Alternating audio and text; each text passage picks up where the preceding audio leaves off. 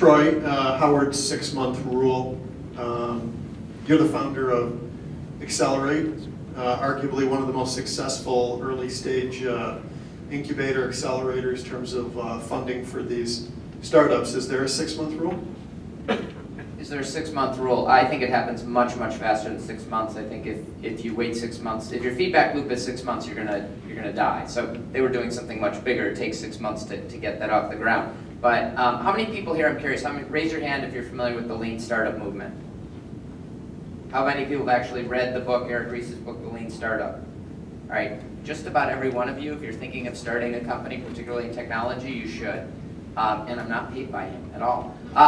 No, it's fascinating to me because what he's done is he's taken stuff that we've been doing, that successful entrepreneurs have been doing for many, many years, and put a language around it and talks about it, and how quickly you have to iterate, and how you have to test and get that feedback loop, put a hypothesis out there, get feedback, learn from that, and then retest the next hypothesis. We're all going to make mistakes as we start businesses. There's no doubt about that. So the person who can make those mistakes the fastest and at the lowest cost is the person who's going to win the game. And so you have to iterate, and you have to move really, really, really fast. And at Excelerate, that's what we do. We take 10 companies each year. We have 300 apply. We typically interview 50. We accept 10. So it's harder to get into Excelerate than it is to get into University of Maryland or Harvard or Yale or Stanford or any of those. And we put them through a really rigorous 90-day process. And what they accomplish in 90 days is what a lot of early stage startups would accomplish in their first 2 or 3 years. It's amazing to see when the pressure's on how much they can get done. But can I make another comment? Yes. These panels are always more interesting if there's a little bit of debate. So I'm going to take what Ara said and I want to debate a little bit about it, about competing. And I actually want to add a few words to what he said, which is do not compete. I would say do not compete on their terms. As an entrepreneur, you get to set the terms. So think about it. AOL was not the first computer network, right? CompuServe predated you guys. But you wanted to compete on different terms. You said, hey, we're going to do the same thing they're doing. We're just going to do it very differently and appeal to the masses. SurePayroll was not the first payroll company by any means. ADP and Paychex had over a 30-year advantage on us. But we said, we're going to leverage technology and we're going to deliver that product differently. Tribeca Flashpoint was certainly not the first university, but you're doing it very, very differently. So I think that you have the ability as the entrepreneur to control your destiny, and part of the way that you can do that is to define how you're going to approach the market. And you can take those are pretty big, if you take those 3 industries, universities, online communications, and payroll, those are pretty big industries, and I think totally disruptive in each of the cases. So. I'm involved with the fastest growing company ever. I'm vice chairman and deeply involved with Groupon. And scale really still matters. And getting big fast, that's kind of how you're going to declare victory. And I think 4 years ago there were 4 employees at Groupon. And today worldwide there's 12,000. We were in a city, Chicago, and now we're in 500 cities.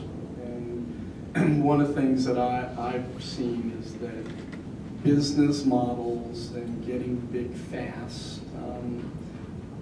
really are important to building value. And competition, I think Groupon is the most competed with and replicated business model ever. Of course, there's just a couple that have gotten traction. And it's fascinating to watch that company, which grew out of a mistake. And it goes to sometimes your best first answer isn't the right answer. Groupon started as a company called The Point, which was a double bottom line business. It was to aggregate up names of families who wanted to do the right thing in their community. And the founder would bring information to those families. Pepco wants to build new power lines in your community. Here's information you should know for or against. Give us your digital signature and let us know what the right answer is, and then we'll bring that information to Pepco. and very noble, great idea, got traction in terms of building the database and getting people to click, no business model. And that turned into Groupon, collective buying, but it also had a double bottom line associated with it, which was let's get consumers the best buy by aggregating up a lot of purchasers. Let's help small businesses not only by bringing them a lot of orders in a very accountable fashion, but we'll provide them with cash flow up front because banks have stopped lending to small businesses. So Groupon back in 08, 09, 010, when banks stopped lending, was providing great upfront cash flow to these small businesses so that they could grow and continue to hire people. And so one of the things that I look at now in this third part of my investing entrepreneurial life, one was founding it, second was founding companies and growing it. Now it's more as an investor and a mentor, is I'm seeing that it's the jockey and not the horse that matter. It's is the individual of really high integrity? Does he really get the technology and the application of the technology to solve a problem? And is there a fearlessness and the ability to work really, really hard? And I made this comment when I first came in. This is the oldest group of entrepreneurs I've ever seen. And while I think we should celebrate that, there are venture capital groups that won't invest in entrepreneurs who are older than 25 years old. And there's a reason for that. Failing is a big, big part of the startup culture. And it's much easier to fail when you have nothing to lose. When you're older, it's this desperation. I'm married, I have children, I have mortgages. It's very, very difficult to really go for it and try to get out of the box and not be afraid of failure. And so, I happen to believe that failure is good and that the way you get those scars is to get lots of at-bats.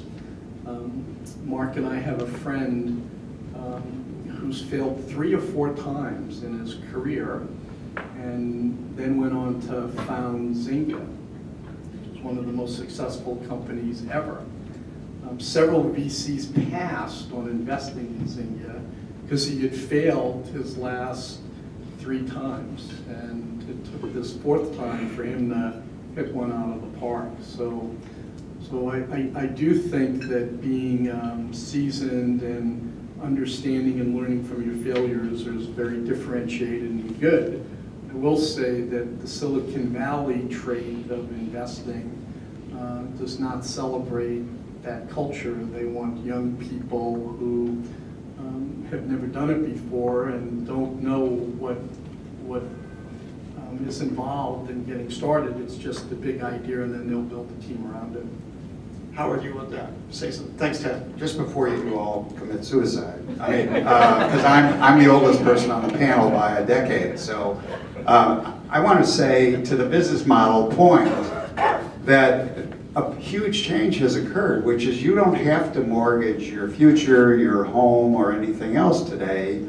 We thought that infrastructure was critical and that it was a competitive advantage. It turns out it's a detriment, and you should rent your servers for 25 bucks a month from Amazon. We thought that you needed a zillion people, and marketing now is done by firms, Mark's firm, for example, Genius Rocket. This whole idea of wiki work, that the web lets us distribute work and opportunity throughout the world on a very efficient fashion, has changed that. You don't need a huge war chest for capital marketing expenses. And so, when you look at these things and you discover that you know, the world has made it possible to have a business plan that has a top line that get big fast, but you no longer have to lose your ass to do that. It creates opportunities for everybody that we just didn't imagine were going to exist. And you can get out there, you can try it, and you need to have some skin in the game, you know, that's the thing. But what we're finding is that these big venture firms are screwed. They try to put 10, 20, 30 million dollars to work to move the needle in their funds, and you have whole tiers of angels like Troy's company that are the ones who can provide 250,000, 500,000, 750,000, and that's enough. That's enough today. It doesn't take millions and millions of dollars, and so the game has really changed. And these big firms, you know, I expect these big venture firms to be doing roll-ups and all kinds of other transactions, because I don't think they can play in this new world where it just doesn't cost a whole lot of money to get started. I want to believe that, I agree, but when I look at the 6 or 7 important private companies that will build great value, Facebook, Twitter, Groupon, Zynga, Living Social. But wouldn't you say Zynga was built right on top of Facebook? So they didn't have the capital to spend. They spent inordinate amount of money on marketing, and those companies have raised a lot of money, and you know, are all awaiting some kind of exit for their investors. Now, I think this is bringing up a point on how are you going to define your win? Is it to build something that is a global $100 billion enterprise, or is it to build a thriving small business that you're in control of, and you know, provides jobs and provides great services for your customers? And so that definition up front on what size and what your expectation is, I think, is important. So Troy, he's starting to say something, and then Mark. All right, so I agree with both of you in that to start businesses, you need far less capital, and it is much more democratized than it ever has been. And the differentiation is not how much capital you have, it's how many scars and mistakes you've had, you know, the scars and the knowledge and the willingness to take a risk. At TechStars, which is probably part of the TechStars network, refer to the value of zero. Because if you're at zero, there's only one direction you can go, and that is up to those early entrepreneurs. But what you see happening is this lean startup model, right? We're creating businesses, we're identifying where the value is, we're using the right metrics for identifying that engagement and value, which early on is not balance sheets and income statements, right? It's the fact that Facebook in its first 30 days had 75% of the Harvard population engaging with it on a daily basis. Harvard couldn't get 75% of their faculty to use a new email system that they're trying to shove down their throats in 30 days, but yet 75% of the students were using it voluntarily. So that engagement metric said, wow, we're on to something big. That didn't take any money.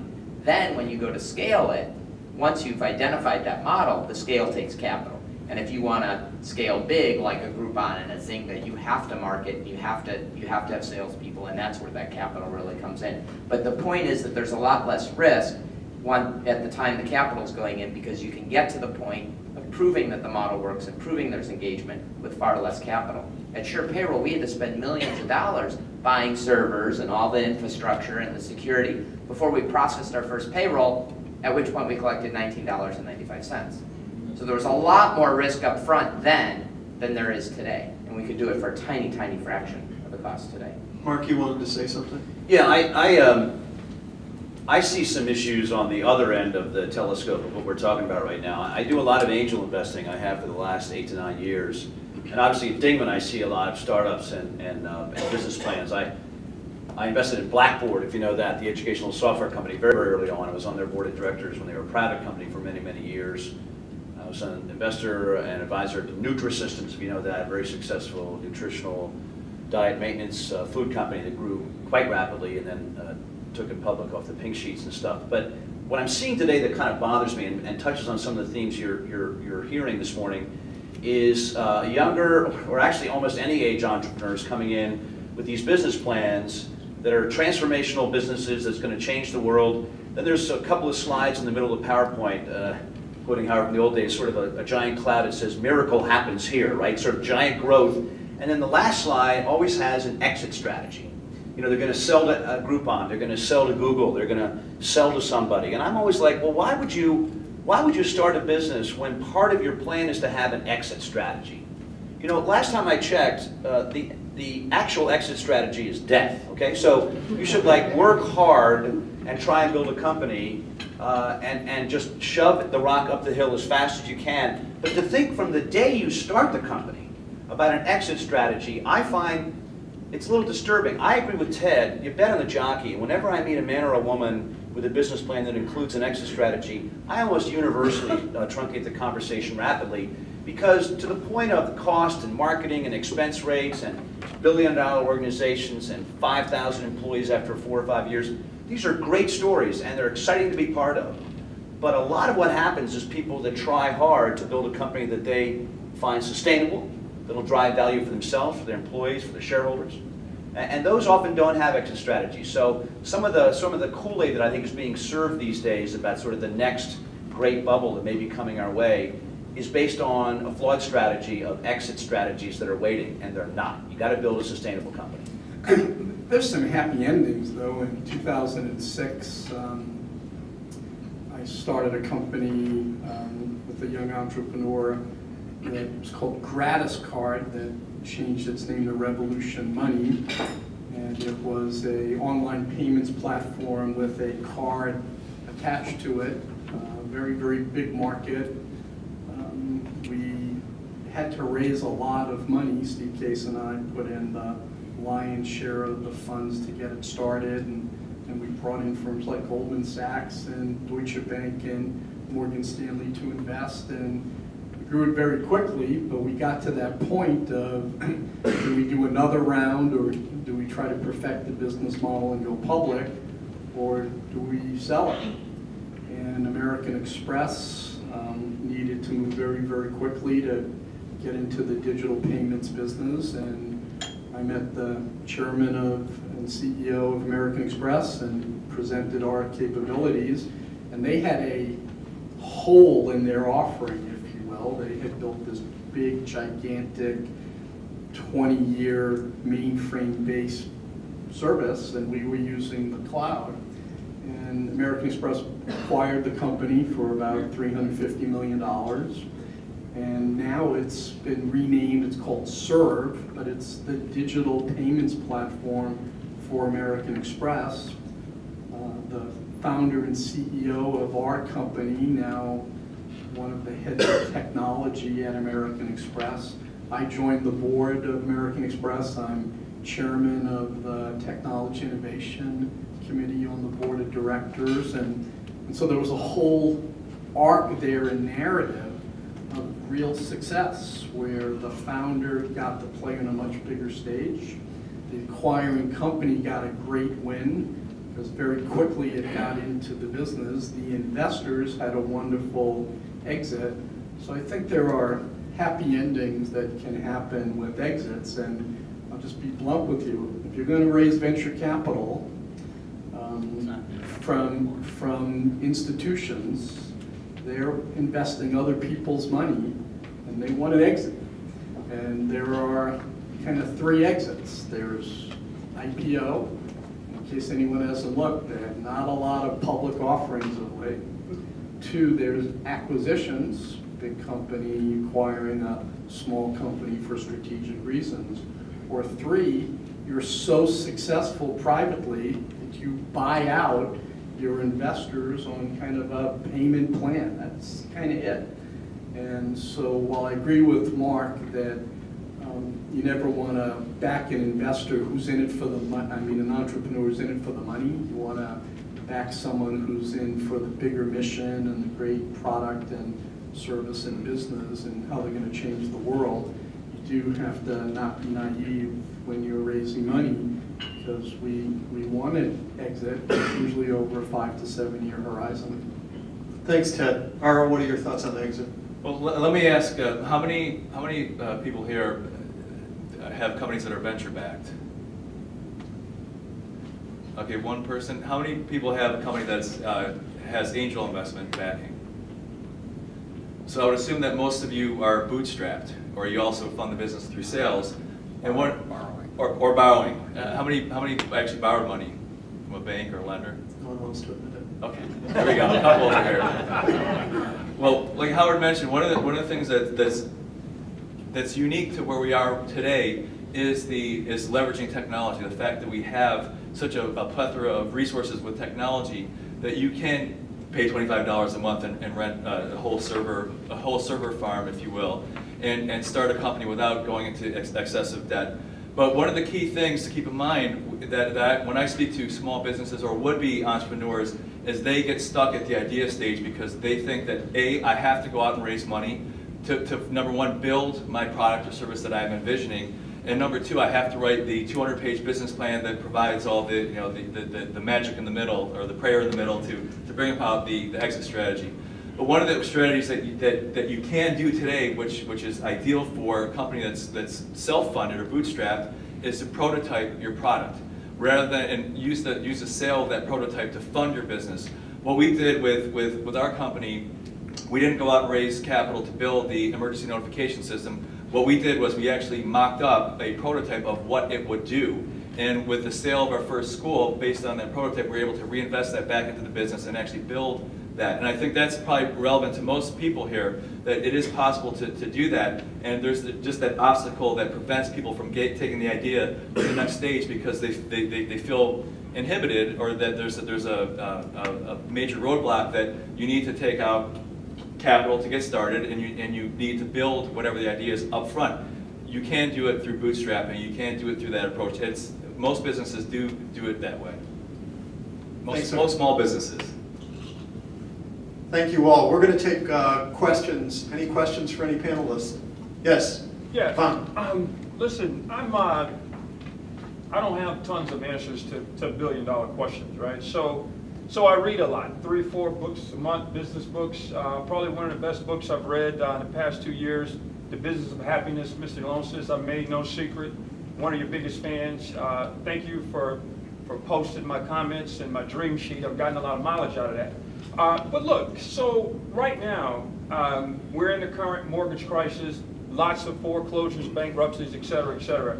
The current readings that I do says, you know what, the second wave of this tsunami is coming, specifically based off private equity funding.